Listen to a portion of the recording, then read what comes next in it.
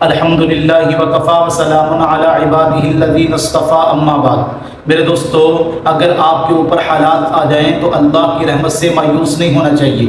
یاد رکھیں کہ انسان کے اوپر حالات آتے رہتے ہیں، کبھی اچھے حالات آ جاتے ہیں، کبھی برے حالات آ جاتے ہیں۔ قرآن مجید کے اندر اللہ فرماتے ہیں وَتِلْكَ الْأَيَّامُ نُدَاوِلُهَا بَيْنَ النَّاسِ، میرے بندو ہم آپ کے درمیان جو دن ہیں ان کو تبدیل کرتے رہتے ہیں، کبھی اچھے دن آ گئے کبھی برے دن آ گئے، تو یہ سلسلہ چلتا رہتا ہے میرے دوستو۔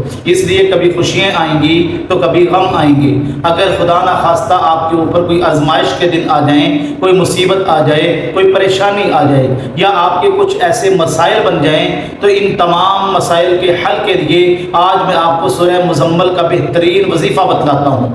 اگر آپ اس وظیفے کو چند دن کر لیں، اللہ آپ کے حالات کو بدل دیں گے اور آپ کی جو غم ہیں وہ خوشیوں میں تبدیل ہو جائیں گے انشاءاللہ تعالی۔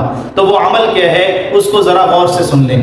وہ عمل یہ ہے، آپ نے روزانہ سورہ مزمل کی تلاوت کرنی ہے 11 مرتبہ۔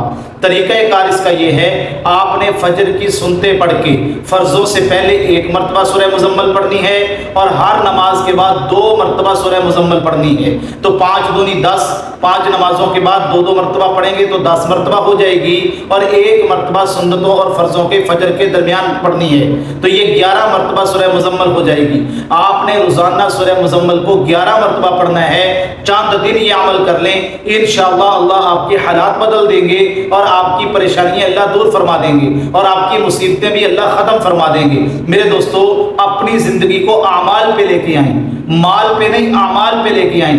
جب بھی آپ کو کوئی مشکل پیش آئے تو فوراً اللہ کے سامنے آئیں، اللہ کے در پہ آئیں، وضو کریں، صلاۃ الحاجت کے 2 رکعت نماز نوافل پڑھیں، گڑ گڑا کے اللہ سے دعا کریں۔ اللہ کے سامنے جب بندہ ہاتھ اٹھاتا ہے، اللہ اس کے ہاتھوں کو میرے دوستوں خالی نہیں لٹاتے۔ وَإِذَا سَأَلَكَ عِبَادِي عَنِّي فَإِنِّي قَرِيبٌ، جب میرا بندہ مجھ سے کوئی سوال کرتا ہے تو میں قریب سے اس کے سوال کو سنتا ہوں۔ اللہ اپنے بندے کی دعاؤں کو قبول کرتے ہیں میرے دوستوں۔ ہم دعائیں پڑھتے ہیں، مانگتے نہیں ہیں۔ میں نے پہلے بھی آپ کو کہا تھا کہ ہم نے دعائیں مانگنی ہیں، دعا مانگنے کا طریقہ سیکھیں، اللہ کے ساتھ لو لگانے کا طریقہ سیکھیں۔ اگر اس انداز سے آپ اللہ کے ساتھ اپنے تعلق کو مضبوط کریں گے، اللہ آپ کو ہر مشکل سے انشاءاللہ نکالیں گے۔ اللہ ان باتوں پر عمل کرنے کی توفیق عطا فرمائے۔